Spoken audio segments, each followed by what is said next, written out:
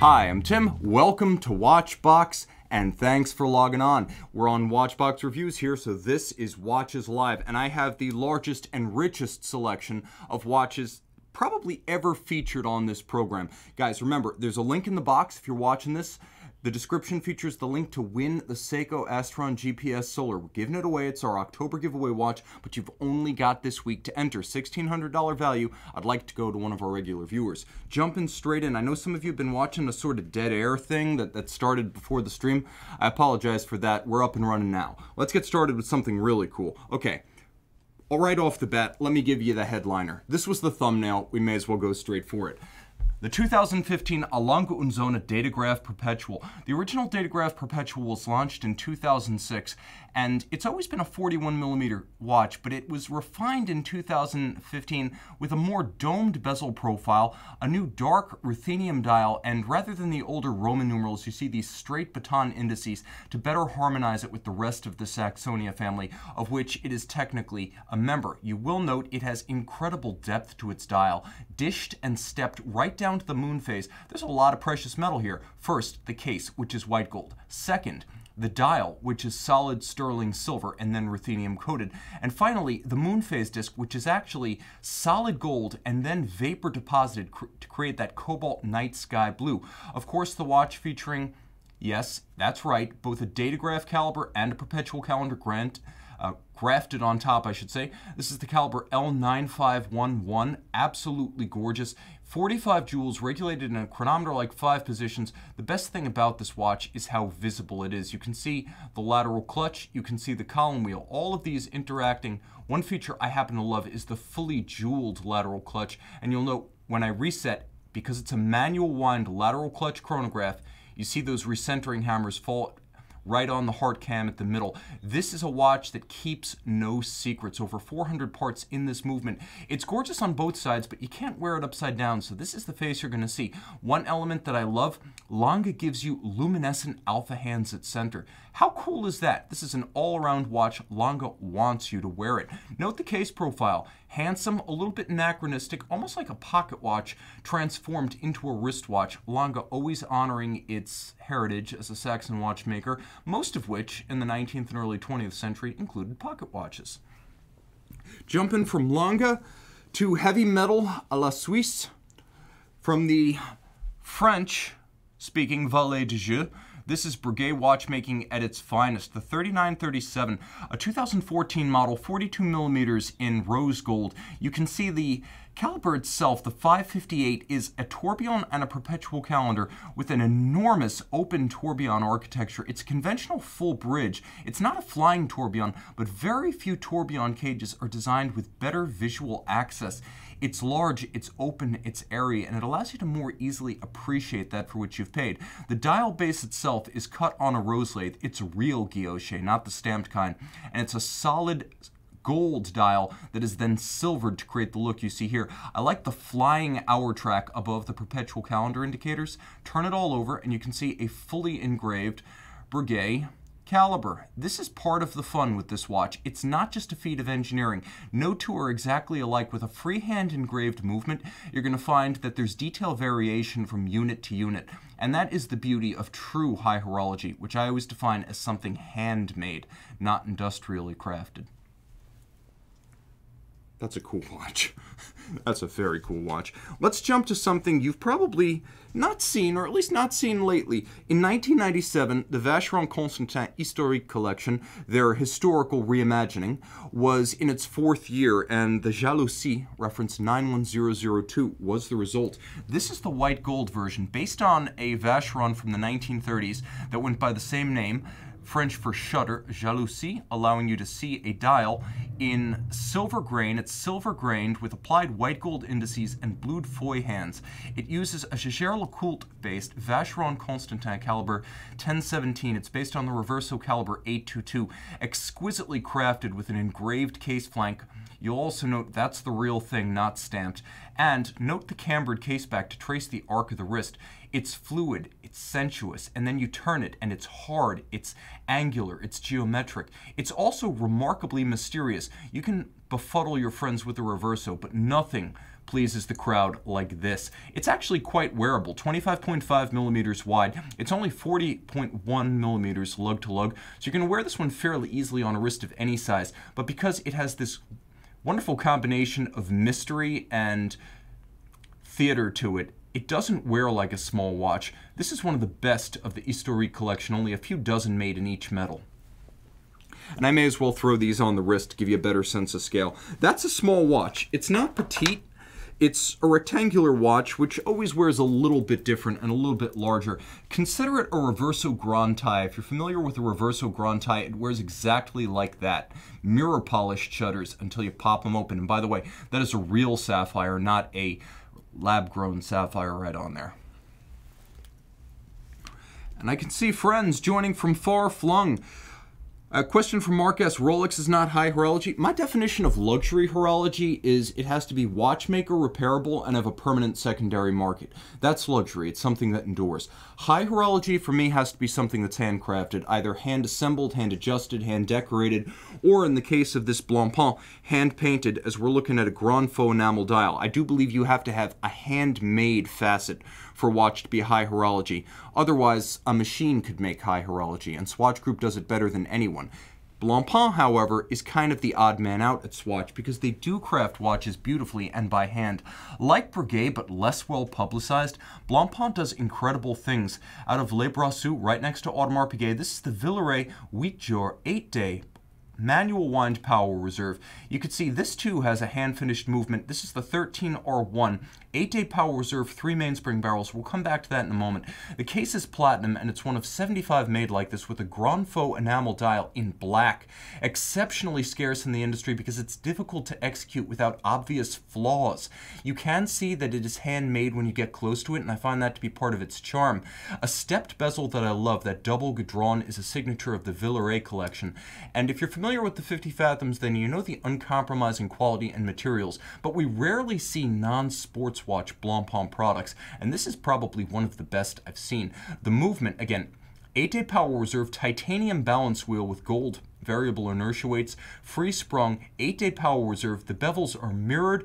All of the train jewels are set in chaton. I don't know how close you can get, but they actually use a Lamborghini Aventador style center wheel profile, and you could almost miss that.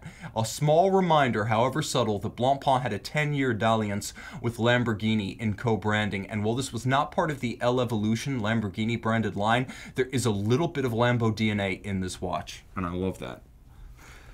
Zenith of LeCoultre went glam.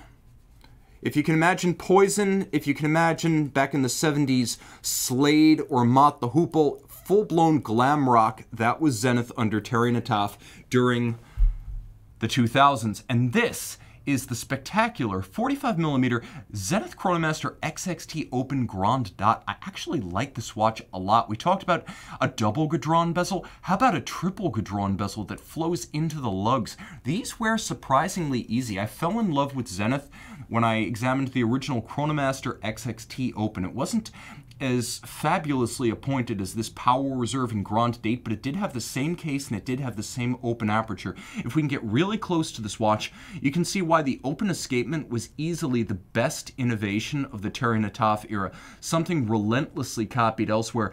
For 10% the price of a tourbillon, you get 90% of the visual fascination with those skeletonized bridges and escapement. You can also note that there's a smoked sapphire underneath the main sapphire over the sub-register and the Grand Dot at 3 o'clock, so you have a little bit of a view into the movement on both sides of the main plate. Turn it all over, it's still a good-looking watch, part of the ChronoMaster series. This was the flagship back in the day, right under the Academy high complication line. This was the line that effectively made Zenith worthwhile in the 2000s. The Day-Fis might not be rehabilitated for a generation, but these are already desirable 10 years later, and I love the look. The quality of the dial is incredible, with the combination of the Perlage engine turning just beneath that smoked sapphire port, and the combination of the stamped guilloche dimpled seconds track and the circular satin finished hour track with applied indices. That's a good looking watch. We continue our romp through high horology, and I do mean high horology, with one of the most underrated brands in Switzerland. Yes, they're famed for jewelry. Yes, they make a variety of ETA-powered milli-millias. And it's true, values have never recovered from original MSRP, but that means they're the next early Roger Dubuis. I think this is a bandwagon we can all agree will eventually take off. Chopard L.U.C, and this is the caliber 198, the L.U.C Quatro, the reference 1863. This was one of 1,863 made. It is a COSC certified Swiss chronometer. It features a date, it features a power reserve, it features 2 stacked barrels. So 2 stacked barrels for 4 total, giving it an 8-day power reserve. In reality, it's more like 10. But you don't see many Geneva Hallmark signed COSC certified movements. Chopard went big in the late 90s with this and the 196 caliber. Walt Odette did a great write-up back in the day about the 196. This is the same standard of finish with an extravagant power reserve. If you have a collection of watches and maybe yellow gold isn't an everyday thing for you, great news. You don't even have to wind this watch once a week. A sensational piece from Chopard, 37.5 millimeters. This is a wonderful alternative to period Patek Philippe, and I actually find it technically more interesting and just as beautifully finished inside and out. Okay, let's dial it back a notch for a minute. Let's talk about watches that don't cost tens of thousands of dollars. Let's talk about watches that cost between $3,000 and $5,000, maybe even less. Right here, this is the Bremont Airco Mach 1, and it's a wonderful way to get into independent horology without breaking the bank. 42 millimeters, it uses their EBE hardened, it's EBE 2000. It is a sort of carbon diffusion system with a plasma coat that creates a 2000 Vickers face-hardened shell over the steel of the case, so it's exceptionally scratch resistant. It also features a modularity about its 42 millimeter case, so that this is their triptych case construction. You separate the lugs from the canister that holds the movement and the dial. That makes the watch wear more compact. Their 43s wear more like 41s. Their 42s wear a little bit more like a 40, and it's an easy watch to wear. It's a chronometer. It has a gorgeous display case back. For the price point, you really can't complain.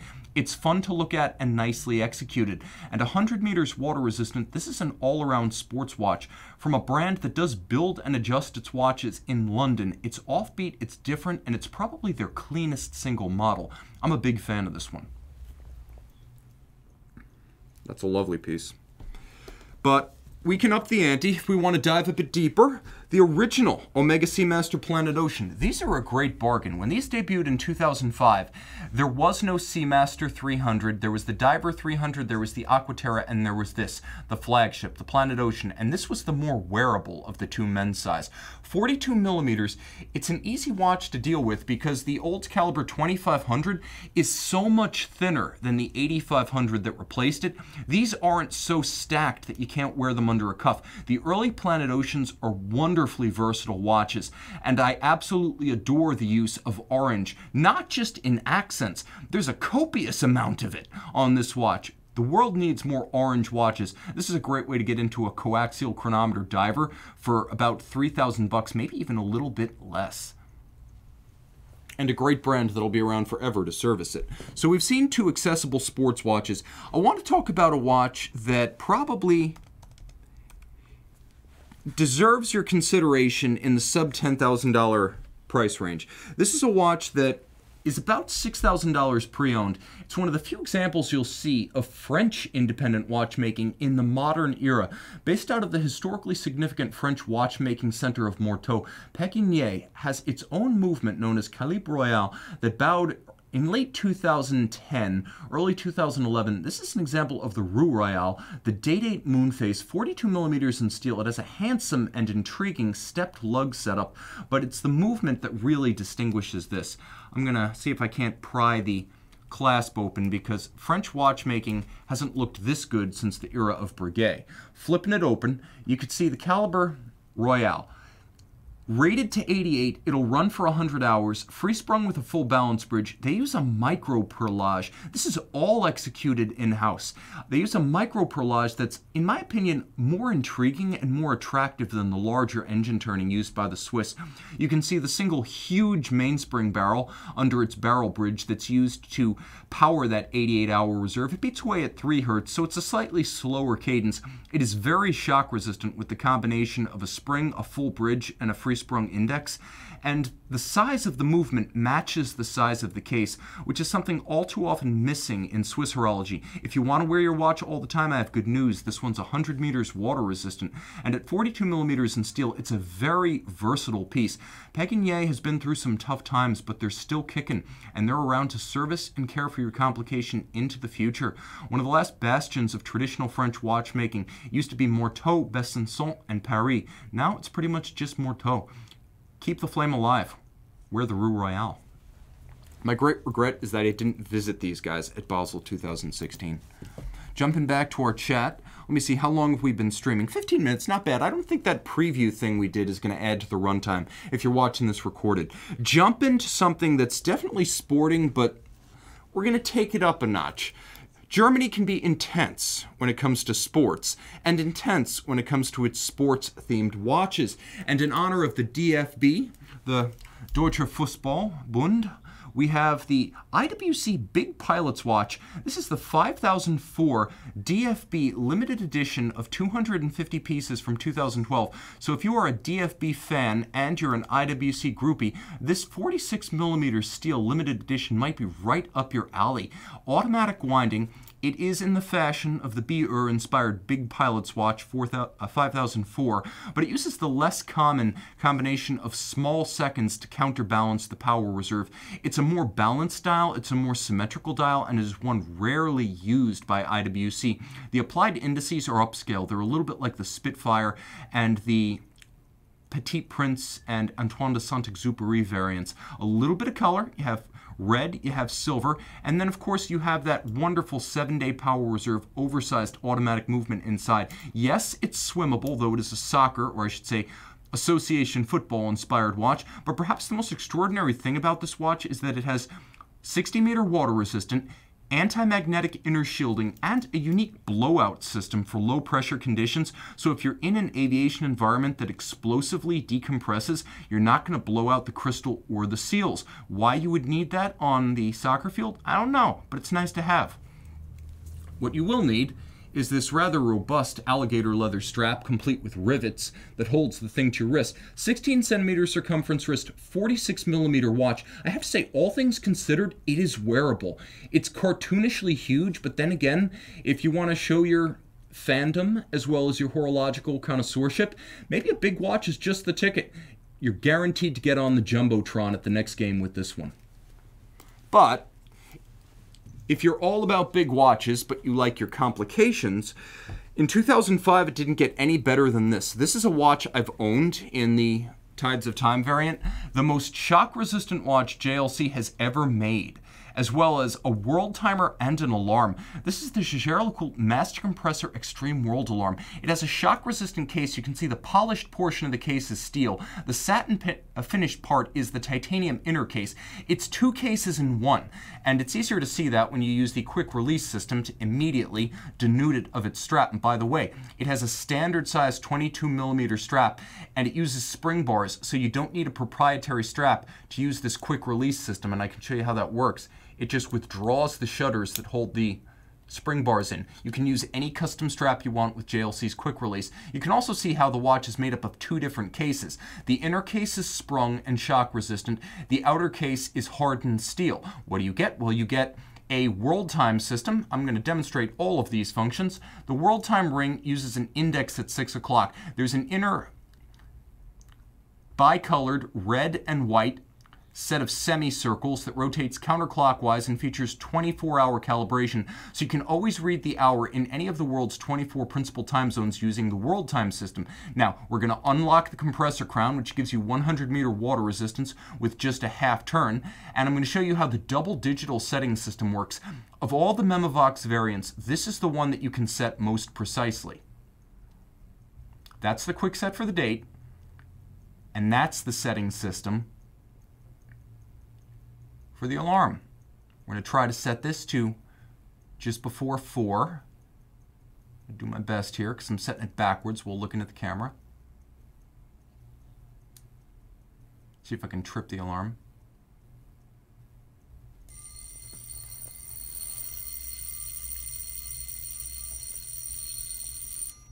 And I just turned it off because there's an on-off switch. It features a hanging gong, so it has tremendous resonance. So it will wake you up. I know, I've used mine to wake myself up for red-eye flights. This is one of the most versatile watches you can get. You might say it's one oversized watch. I prefer to say it's one remarkably complete collection of watches. A sports watch, a travel watch. This is a watch for folks who need to get up for business, for pleasure, who need to be reminded of appointments. This could very well be your everyday watch. It even has the ability to swap out its straps using that quick change lug system and withstand the most offensive of blows on the wrist because of that shock protection system built into the case. Those were the golden ages of JLC sports watches. We'll have the tribute to Master Compressor Extreme in 40 years. Jumping back, I can see right here we've got Amid K joining us. Blake Starr saying, just wish it had smaller crowns and no red. Well, there's a blue version that we've got, so you're halfway there. And there's also a 41mm version that is the Master Compressor Memovox. Again, it's got some red accents, but I think you could probably meet that one in the middle. An agreeable size that'll fit almost any wrist, and you get that wonderful alarm. And right here I can say, Mark S., JLC compressor crowns are brilliant functionally, but too huge. They're one of those polarizing factors where you love or you hate. There's very little middle ground. The compressors didn't last. There's only, I want to say maybe one left in the collection, but I still think that under Jérôme Lambert was the golden era of JLC, the 2000s. As bad as the era was for Zenith, it was that good for JLC. Now jumping to another independent, we're going to go through two independents real quick here because I love everything about Parmigiani Fleurier. I even like their quirky case forms.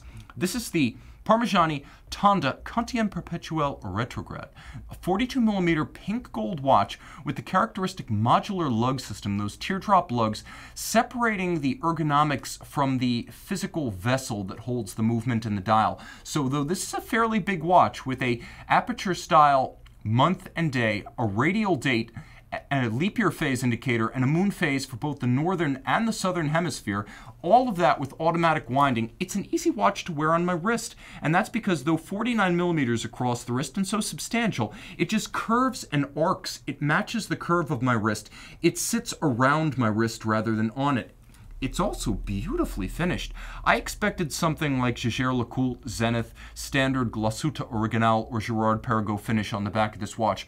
What I found is closer to Vacheron, Blancpain, or Breguet. The beveling is everything you would expect of high horology. The screw heads are black polished, and it's as good as it gets. An offbeat brand that is funded by a pharmaceutical empire. They're around for the long haul. Take care of your watch. Even better, they make everything that goes into the watch. Everything that is except pretty much the strap, which is made by Hermes, their other stakeholder other than the pharmaceutical empire, the Sandoz family. So they're owned by Hermes and pharmaceuticals. That's forever money. And Michel Parmigiani and this watch and the company that made it are going nowhere. How much do you love the layered dial? Côte de Genève at center with applied rose gold indices. Luminescent Delta style hands. They're sort of a hybrid Dauphine Alpha with luminescent material. And a stepped track for both the outboard hours, as it has a second set of hour indices, and the plinth that mounts the retrograde radial date. So it has a retrograde radial date on top of everything else, and an applied Parmigiani ring around the marquee at 12 o'clock. Parmigiani delivers rose lathe carved gold winding mass. And this is caliber 333. 50-hour automatic twin barrel manufacture with the Parmigiani Perpetual Calendar retrograde system on top. And now, the polar opposite, a watch that sells new for $2,650. I like this brand because they deliver quality, they deliver value, and when I gave them a shout out from my old Florida studio, they actually shouted back to me. So this is the Oak and Oscar, the Jackson flyback chronograph, part of a series of 150 pieces made with this gray rusticated dial. It has a wonderful pebbly texture that's highly granular when you look at it at close range. There were two variants. One was navy, one was gray, and one was PVD. 300 of the first two and then 100 of the PVD. It's a 40mm steel watch that's kind of built in 3 steps. Switzerland, New York, and then final assembly and adjustment in Chicago. The watch is easy to wear and wonderfully detailed. Let's talk about the dial, and then we'll talk about the Eterna manual wind flyback caliber inside. First, the dial. Stepped tachymeter scale outboard, all applied indices were already ahead of the game. There's a mono counter at 3 o'clock, so in addition to using orange, which I adore, it gives you a clean twin register vintage look, but with both hours and minutes for the chronograph on the same register coaxial at 3. You will note that the 18th is orange, and it is I've noticed, it is the only orange date on the Jackson's calendar wheel. I don't know why this is. I'm actually going to contact Chase, who founded the company, and ask him about this. You will note that the hands at center are luminescent. It is a full-service sports watch. Turn it all over, and by the way, attention to detail, the Oak and Oscar logo on both dial and crown, traditional pump pushers, and Eterna. Yep, it's the caliber Eterna 3916. 60-hour power reserve. This one features a column wheel vertical clutch arrangement, and because it is a converted automatic, it winds up being a lot thinner than you'd expect. The case is only 14.5 millimeters thick because they basically took a cleaver to the automatic winding system. 25 joules, this one beats away at 28,800 vibrations per hour, and it uses Eterna, so it can be regulated very precisely. It features both hacking and a quickset date, and although it is mostly machine finished, the standard of execution is very high. There's a lot of inside information and inside jokes on this watch. The 4 stars, I'm not sure. I wondered if it had something to do with General Andrew Jackson, perhaps being the namesake of the watch, but he was only a 2-star general at his peak, so I'm still guessing. I do know this, Oscar is his dog. So the founder's dog is named Oscar, hence the nomenclature, and the counterweight is the logo of the brand. This is about as good as it gets for a sub $3,000 watch. You even get a Horween leather strap. After all, Chicago is a theme with this watch, and it comes with a separate 70s style perforated leather strap and a strap tool to swap between them. That's value, and I like the American angle, plus the fact that they put real Swiss movements inside these. Jumping down, we have to talk about something that is really, really cool, and unfortunately hardly ever mentioned, and that is the Ulysse Nardin Diver LeCoultre. This watch got completely lost in SIHH 2017, along with the Classico David Paul Nardin. This was one of 2 vintage tribute watches released by the brand in 2017, and almost completely forgotten shortly thereafter. It is fairly true to the 1964 original that inspired it. Inside, a 48-hour automatic Ulysse Nardin caliber 320 with a silicone escapement and a silicone hairspring. It's a 100-meter diver, so not super hardcore, but you can swim with this one in good conscience. It has a rotating unidirectional dive-style bezel, ecru colored simulated patina indices. The only real changes from the 1964 original are a larger case. The old one was 38, this is 42.2. It has a small second rather than the center second of the original, and the original had no date. But you know what? I like the fact that if you're going to go with the date, they went all out with the date, and they used one of the few applications of a Cyclops eye, albeit an inverted Cyclops eye, that you will see outside the world of Rolex and Panerai. This one's got it all going on.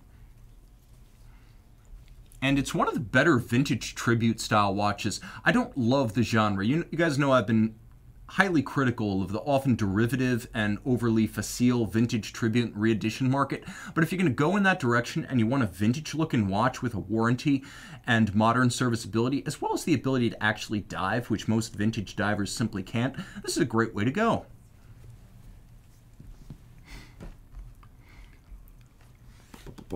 Where should I finish up?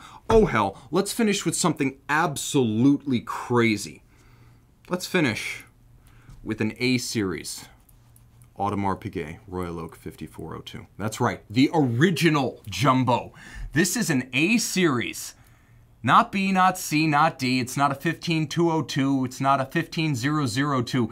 It's not a 14002. This is the real deal. This is the 5402, 39 millimeters, powered by the original JLC developed Audemars Piguet 2121. It has a clasp made by Gay Frere, the original contractor, with an Audemars Piguet stamped clamshell lock. The inside of the clasp is stamped 4th quarter 1972, and this one just came back from Audemars Piguet factory service. 39 millimeters, just under 8 millimeters thick, ultra thin, ultra supple, and wonderfully intact. This is a true survivor of case, of bezel, of bracelet, of clasp, and of dial. I'm going to throw this one on the wrist, and one feature of this watch and its character is that it's almost indistinguishable from a distance from the modern watches. Aside from the fact that you'll be hard-pressed to find a modern Royal Oak jumbo with the logo at 6 o'clock and a non-color matching date wheel, this could be a pre-2012 15202 for all intents and purposes, and that's the ultimate hallmark of great design. It's eternally chic, it's eternally with it, it's eternally beautiful. There's something downright Pythagorean, mathematical about the beauty of this watch, something that will transcend time and culture and taste. This is the best possible way to finish up. We've seen some complications tonight, but one of the simplest watches on the table takes it for me. If I walk away with just one on my wrist, it's this one.